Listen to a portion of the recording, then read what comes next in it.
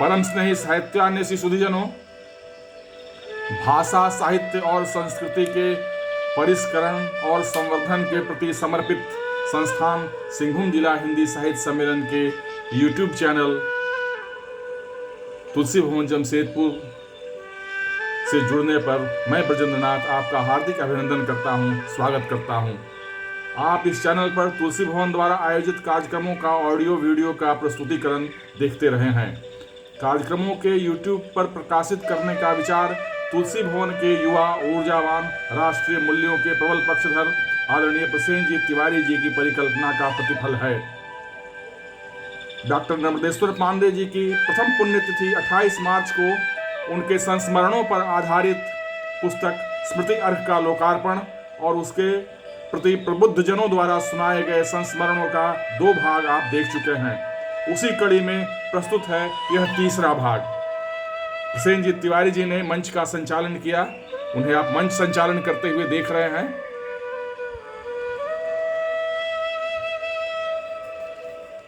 सजे हुए मंच पर प्रबुद्ध जन बैठे हुए हैं।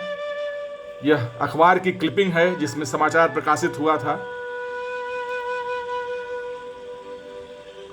नर्मदेश्वर पांडे जी की प्रतिमा की तस्वीर देख रहे हैं आप। माधवी उपाध्याय सरस्वती वंदना प्रस्तुत कर रही हैं। या कुंदेन्दु तुषारहार धवला, या शुभ्रवस्त्राविता, या वीणा वरदण्ड मंडितकरा, या श्वेत पद्मासना, या ब्रह्माच्युत शंकर प्रभृति वेदवै सदा वंदिता, सा मां पातु सरस्वती भगवती निःशेष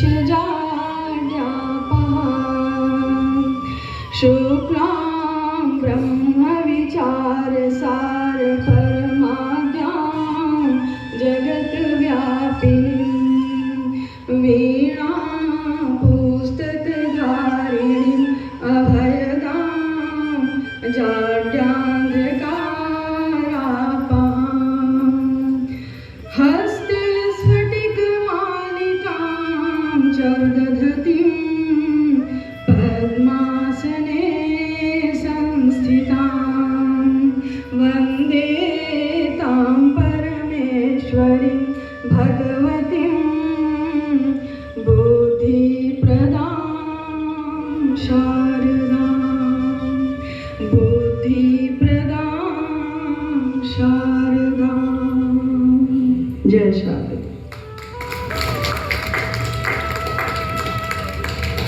बहुत बहुत धन्यवाद। स्मृति अर्घ पुस्तक का लोकार्पण आप देख रहे हैं तस्वीर में।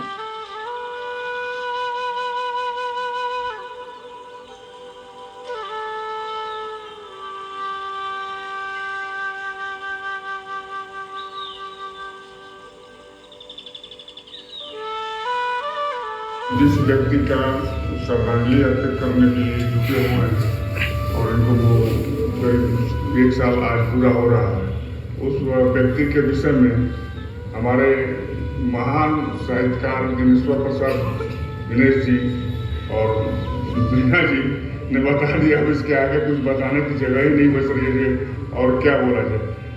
तो छोटी छोटी घटनाएं 1-2 मैं कह रहता हूँ उनके साथ जो बीती है हम लोग के साथ में। तो हम ये देखते थे, पांडे जी को कई बार मैं देखा कि 15 साल से हमारा भी साथ संगत रहा और हम बड़ी अपना तरीका से रहते हैं। लेकिन पांडे जी ने हमको एक साहित्यिक ग्रुप में जोड़े और मैं से साहित्य ग्रुप में जाता था तो कोई प्रोग्राम होता तो आते थे, लेकिन नहीं, अपने पर्सनल नंबर से भी मेरे को मैसेज भेजते थे जिसमें लिखते थे कि यही है, जबकि हम साहित्यकार नहीं हैं। और हॉल में मैं जब घुसता था प्रयाग कच्छ में तो सब नीचा करके हमारा यही ख्याल रहता था कि सामने जो बैठे हैं उनको मैं प्रणाम करके पीछे की तरफ भाग जाऊँ, इसलिए मैं आमने सामने देखता भी नहीं था। लेकिन जहाँ नज़र पड़ता था पांडे जी का तो बुला लेते थे कि हाँ ये बैठिए। मेरे को अच्छा नहीं लगता था कि हम तो साहित्यकार आए नहीं और हमको बोलते हैं कि यहीं बैठिए, हम पीछे पीछे चले जाते थे। आज भी थोड़ा बहुत मैं साहित्य में एक श्रोता ही समझिए, हमको अच्छा लगता है। किसी भोजपुरी प्रोग्राम में कुछ होने का बोलने की इच्छा होता है तो हम बोल देते हैं और करते हैं। लेकिन हमने देखा पांडे जी को इतना नर्म स्वभाव और हर बातों पर ध्यान रखना, साधारण व्यक्तित्व के आदमी नहीं थे। और इनके घर में भी छोटे छोटे कोई कार्यशैली यह रही कि सुरेश कुमार प्रभाकर पर विशेषांक निकलना था। उन्होंने कहा कि मैंने कहा 2-4 दिन, उन्होंने कहा नहीं, एक कल तक इसको पूरा कर लेना है। तो हम लोग बैठेंगे, 3 आदमी लोग बैठे। हावड़ा ब्रिज के पास एक प्रेस है, उसका मालिक आसमान हो गया, नहीं रह गया है। वो बैठा कंप्यूटर पर, मैं बैठा पांडे जी। उन्होंने कहा काम चलेगा 10-11 बजे रात तक हो जाएगा। लेकिन इतना काम था कि वो 12 बज गया, 1 बज गया, 2 बज गया, 3 बज गया, 4 बज गया और भोर हो गया। 3 आदमी झपकियां ली जा रही है। लेकिन हम लोग, पांडे जी का संकल्प था किसी कीमत पर घर में फोन कर दो, हम 2-3 आदमी काम करेंगे। अंत में दूसरे दिन तो तैयार हुआ, जो है विशेषांक तैयार हुआ। ये उनकी कार्यशैली थी, ये संकल्प था। वह जो है राष्ट्रवादी चेतना जिसमें आलोक शिखर थे। और दिनेश जी ने कहा बहुत सरल शैली, मैं कह रहा हूँ गरिमापूर्ण शैली, तद्भव शब्द, हिंदुस्तानी शब्द नहीं, तत्सम शब्द, इसके समर्थक जिसका मैं प्राण हूँ। और जितने विशेषांक ऋषियों से निकले हैं सब में सह संपादक मैं था, संपादक वो है, मैं संपादक। इसलिए उनकी शैली के बारे में, उनकी अभिव्यक्ति के बारे में जितना जानता हूँ कोई नहीं जानता है, वो सबसे नजदीक हूँ। और दिनेश जी जहाँ जब उनके प्रेस बैठते थे हमको फोन कर बुला लेते थे। और दिनेश जी ने कहा ये तो पांडे ज्यादा लिख नहीं पाए, लेकिन आज मैंने देखा कि इनकी भाषा में कहीं अशुद्धि है ही नहीं। तो दिनेश जी सराहना की इनकी भाषा, तो साहित्यकार को नहीं जान पाया, लेकिन पांडे जी की भाषा में तो बिल्कुल अशुद्धि नहीं है। दिनेश जी प्रशंसा की थी, हम मेरे साथ बैठा था जो है, ये उनकी विशेषता से मेरे सिर पर तलवार रख रही है, क्योंकि मानव मासूम ने सीमा बांध दिया, नहीं बोलूंगा तो बहुत ज्यादा और लिखता तो 15 पेज हो जाता है। इतनी छुट्टियां हैं, मैं इतना कहना चाहूँगा कि धीरे से शब्दों में मैंने तो सोचा था अपनी सारी उम्र में दे दूंगा, इतनी दूर मगर थी मंजिल चलेगा। मैं कुछ स्मृतियाँ लाया हूँ। मुझे 2015 तक नहीं मालूम था कि तुलसी भवन में साहित्यकारों की कृतियों को प्रकाशित किया जाता है और उसमें कोई किसी अर्थ की जरूरत नहीं पड़ती है। लेकिन मैंने अपनी पुस्तक, पहली पुस्तक कहानी संग्रह छाँव का सुख, वो बाड़ी मैदान के क्लब हाउस में प्रकाशित करवाया था और अध्यक्षता के लिए इनके पास आया था कि आप इस पुस्तक के प्रकाशन या लोकार्पण की अध्यक्षता आप कैसे करें। और मेरे साथ जमुना कवि जी भी थे, श्री राम पांडे भार्गव जी थे उस समय। तो उन्होंने स्पष्ट कह दिया कि देखिए मैं अनुपलब्ध हूँ, आप किसी दूसरे को बुला लें। यह स्पष्टता मुझे बहुत ऐसे अंदर में उनके प्रति आदर का भाव उससे उत्पन्न हुआ और मैंने अपने इस आदर भाव को अंत तक बनाए रखा। सबसे बड़ी बात कि तत्सम शब्दों के प्रति उनका आग्रह बहुत, वो कभी भी उर्दू फारसी के साथ अगर अधिक किसी की कविता में आए हो तो उसको तुरंत टोक देते थे और बोलते थे नहीं ये कविता ऐसे नहीं कीजिए, आप तत्सम शब्दों का प्रयोग कीजिए। तो मैं उसी तत्सम शब्दों के उनके आग्रह के प्रति अपनी भावांजलि व्यक्त करते हुए कुछ पंक्तियां लिखी हैं जिसमें शायद सभी शब्द तत्सम शब्द ही हैं, तो वो मैं सुनाऊंगा। और अभी जो परंपरा है उन्होंने समयबद्धता की रखी, जो कार्यक्रम यहाँ होते रहे उसमें समयबद्धता बहुत उन्हें की स्थापित की हुई है। और मैं समझता हूँ कि साहित्यिक कार्यक्रमों में समयबद्धता मैंने कहीं नहीं देखी, लेकिन तुलसी भवन ही एक शायद संभवतः पहला ऐसा संस्थान है जिसमें सांस्कृतिक कार्यक्रम समय से शुरू होते थे और समय से समाप्त होते थे और हमेशा यहाँ कार्यक्रम होते रहता है, अभी भी हो रहा है। और उस परंपरा का निर्वाह आदरणीय विशेष जी तिवारी जी की अध्यक्षता में मानव सचिव हैं, उनके अध्यक्षता में भी वो निर्वाह हो रहा है। तो मैं कुछ पंक्तियाँ उनके लिए लाया हूँ और इस स्मृति अर्घ में भी मैंने अपनी कुछ आहुति दी है। तो वो पंक्तियां सुने आप, ये पंक्तियां उनके लिए हैं और तत्सम शब्दों में ही हैं। शायद अगर कोई अलग शब्द हो तो आप खोज करके बताइएगा। हे राष्ट्रीय साहित्य चेतना के प्रखर स्वर, हे उदात्त चित्त, हे गंभीर महान, हे साहित्य आकाश के भासित सूर्य, हे प्रकाश पुंज देदीप्यमान, आप स्थूल से सूक्ष्म आकाश हो गए, आप चिरंतन शाश्वत प्रकाश हो गए। हे युगधारा के संवाहक, हे निर्भीक, हे उद्घोषक, हे वाणपुत्र, हे ध्वनितराग, हे संवेगों के उत्प्रेरक, आप शब्द तरंगों पर हो सवार, आप जन जन के विश्वास हो गए, आप चिरंतन शाश्वत प्रकाश हो गए।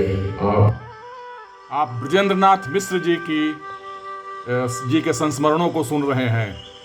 चिरंतन शाश्वत प्रकाश हो गए।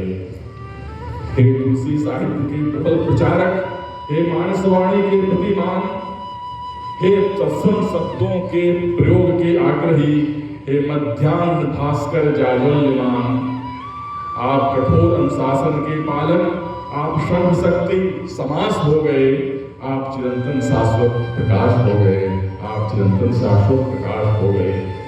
हे सरस्वती पुत्र, हे संशोधक, हे नर्मदा के ईश्वर, हे मार्गदर्शक, तुलसी भवन का अणु अणु, तुलसी भवन का अणु अणु पुकार रहा, हे जननायक, आप यही हो, कहीं यहीं पर हो, आप कण कण के सांस और उच्छ्वास हो गए, आप चिरंतन शाश्वत प्रकाश हो गए, आप चिरंतन शाश्वत प्रकाश हो गए। बस यही थी मेरी भावांजलि आदरणीय नरेंद्र पांडे जी के प्रति। मैं अपने शब्दों को विराम देता हूँ। धन्यवाद। आपने अभी ब्रजेंद्र नाथ मिश्र जी के उद्गारों को सुना। आगे आप अन्य रचनाकारों और प्रबुद्ध जनों के उद्गारों को सुने। चलते चलते शाम हो गई, इतनी दूर मगर थी मंजिल, चलते चलते शाम हो गई। माया तमसो माया ज्योतिर्गमया मृत्युर्मा अमृतं गमया। मैं अंकल जी बुलाती थी, मतलब मैंने इन्हीं की अध्यक्षता में कविता पढ़ना शुरू किया था। तो मेरी सबसे पहली स्मृति यही है कि मैं हमेशा से चाहती थी कि अंकल जी मेरी तारीफ करें, क्योंकि ये किसी की उतनी तारीफ नहीं करते थे, दर्शाते नहीं थे कि इन्हें कविता पसंद आए कि नहीं आए। तो मैं हमेशा मतलब इस असमंजस में रहती थी कि मैंने अच्छा लिखा है या बुरा लिखा है। सब ताली बजा रहे हैं पर उनकी तरफ से कोई वैसा रिएक्शन नहीं आता था। तो लेकिन एक सबसे अच्छी स्मृति मेरी यही है कि एक दिन मैंने कविता पढ़ी और उन्होंने लास्ट में मेरा नाम लिया कि आज क्षमाश्री ने भी अच्छा पढ़ा। मेरे लिए सबसे अच्छी स्मृति उनकी यही है कि उन्होंने मुझे याद किया, उन्होंने मुझे नोटिस किया कि मैं भी हूँ। तो मैं उनके लिए 4 पंक्तियाँ लिखी हैं मैं उन्हें पढ़ना चाहूँगी कि सरल शांत और सौम्य व्यवहार, सरल शांत और सौम्य व्यवहार, नस नस में हिंदू रक्त सवार, सरल शांत और सौम्य व्यवहार, नस नस में हिंदू रक्त सवार, स्वयं साहित्य करे जिनकी जयकार, नमन करता है उन्हें ये तुलसी परिवार, नमन करता है। श्रद्धांजलि देते हुए मुझे गर्व महसूस हो रहा है कि मैं ऐसे व्यक्ति के संस्पर्श में थी जो अनुशासन प्रिय, धीर, गंभीर और सबसे बड़ी बात है पारखी नजर। मैं बंगाली हूँ, हिंदी में लिखने की कोशिश करती हूँ। मेरी ग्रामेटिकल मिस्टेक थोड़ी बहुत होती है, लेकिन मैं तुलसी भवन से बहुत प्यार करती हूँ और यही शायद पांडे जी को लगा तो उन्होंने मुझे कार्यकारिणी में जगह दिया। मैं 2020 में मेरे पति को खोई और 21 में पांडे जी को। मैं इनको हॉस्पिटल में देखने जाती थी, ये हाल चाल पूछते थे, कैसी हो नीता, कोई बहुत असुविधा हमने सर ठीक है, एक काम चाहिए था। तो एक काम किया मैंने स्कूल में, तो बोला सर बहुत पैसे कम हैं। नीता एक बात सुन लो, ट्रेन में जब भीड़ हो ना, किसी तरह एडजस्ट करके बैठ जाओ, फिर तो लोग उतरते रहेंगे, जगह सरकती रहेगी, तुम्हारा भी जगह हो जाएगा। ऐसे महान व्यक्ति को मेरा सत सत नमन, श्रद्धांजलि। सबसे बड़ी बात, किसने किए क्या दिया, किसने क्या ना दिया, यह सोचकर हम क्या करेंगे। हमें तो ये सोचना है हमें ने जमाने को क्या दिया। और पांडे जी की कीर्ति कह रही है उन्होंने तुलसी भवन को क्या दिया। धन्यवाद।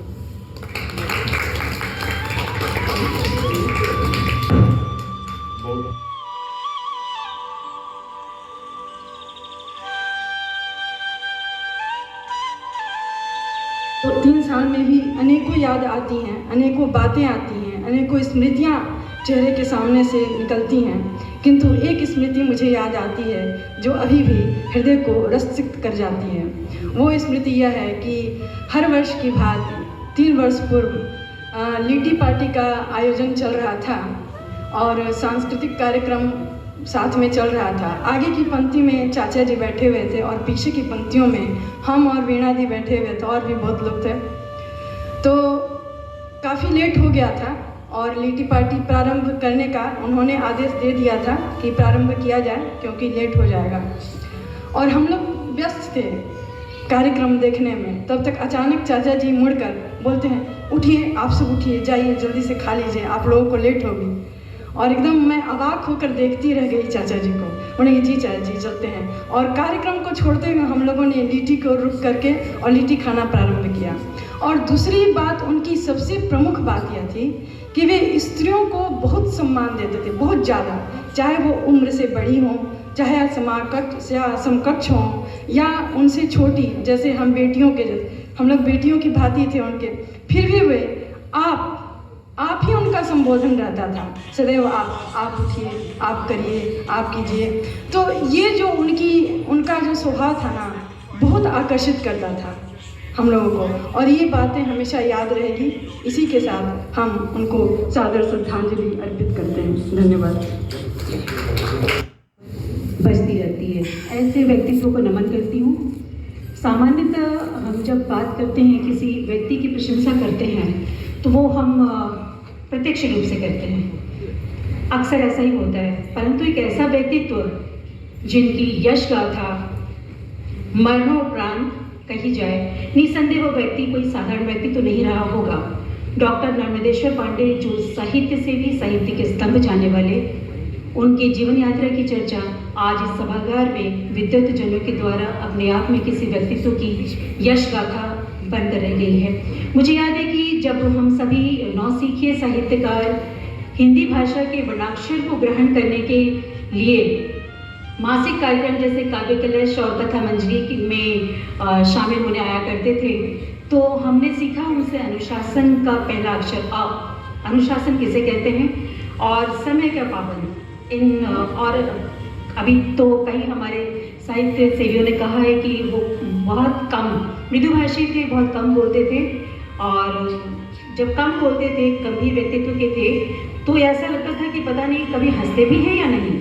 मैं तो यही सोचती थी कि हंसते कब है, क्योंकि कभी बहुत कम, वो सही बात है, प्रशंसा बहुत कम करते थे, और ये देखने के लिए मैं प्रतीक्षारत रहती थी कि कब वो हंसेंगे।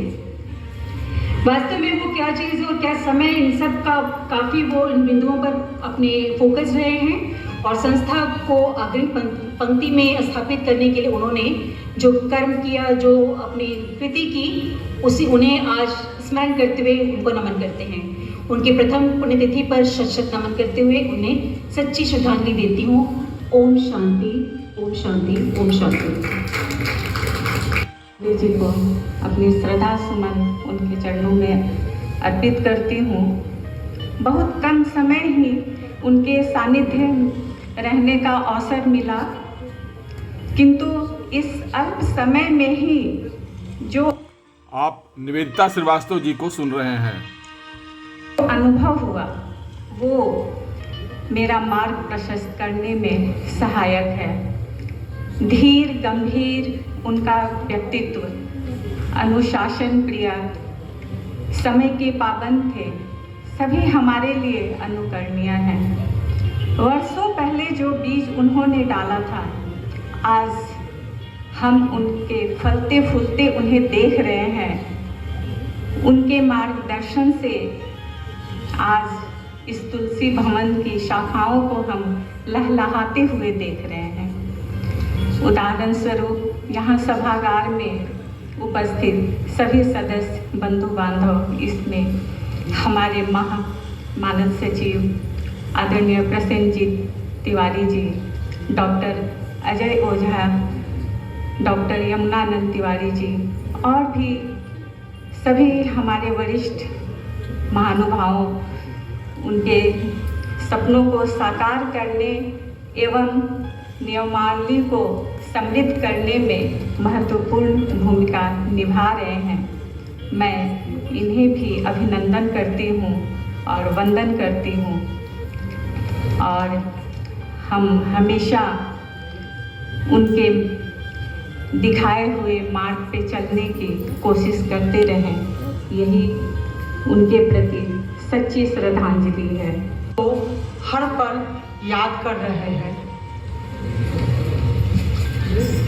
प्रारंभ में जब मैं यहाँ पर आई शुरू में तो 10-12 लोग हम लोग इसी कक्ष में दरी पर बैठ करके और वहाँ पर कार्यक्रम होता था। एक अच्छे कार्यकर्ता, अनुशासन प्रिय, मैं थोड़ा सा अपने कार्यों में व्यस्त रहने के कारण इधर उधर बराबर जाते रहती थी। लौटने में देर होती थी तो बीच से ही फ़ोन करती थी कि पांडे जी थोड़ा सा देर, 5 मिनट देर हो रहा है। कोई बात नहीं है, आ जाइए। स्कूल के कार्य से मैं चाईबासा जाते रहती थी, यहाँ वहाँ जाते रहती थी, इसलिए थोड़ी बहुत कभी देर, कोई बात नहीं है, आ जाइए आप। आपसे तो जब पहली बार जब मुलाकात हुई, परिचय हुआ तो बोले कि आपसे तो पुराना संबंध है मेरा। हमेशा अपनापन की भावना। कैसे आई हैं नीलवा जी, कैसे जाइएगा आप? हम बोले चले जाएंगे, दिन की बात है सर। पुत्र की भी शादी में गई, वहाँ पर भी बातचीत, इतना अपनापन महसूस होता था। हमेशा प्रेरणा देते थे, कहते थे कि आप आइए। आप बहुत, आपका एक शांत चित्त से रहती हैं, बहुत कम बोलती हैं, ये मुझे बहुत अच्छा लगता है। और मैं हमेशा उनको एक अभिभावक के रूप में, अपने बड़े भाई के रूप में देखा, समझा और जानने की। ऐसे चुप रह जाऊं मैं, घर पर जाना, चाय पीना नहीं भूल सकती हूँ मैं। साल बीत गया, झलक न भूल पाए हैं हम। फरिश्ता बन के आए हो, फरिश्ता बन के चले गए। जीवन में जो सीख सिखानी थी वो सीख सिखाकर चले गए। धन्यवाद। तो मित्रों, आपको ये वीडियो पसंद आया होगा। आप इस वीडियो को लाइक करें, शेयर करें और इसे देखने के लिए बहुत बहुत धन्यवाद। आप अपने कमेंट्स अवश्य दें कमेंट बॉक्स में। आपके कमेंट्स मेरे लिए बहुत ही मूल्यवान हैं, बहुमूल्य हैं। धन्यवाद, बहुत बहुत धन्यवाद।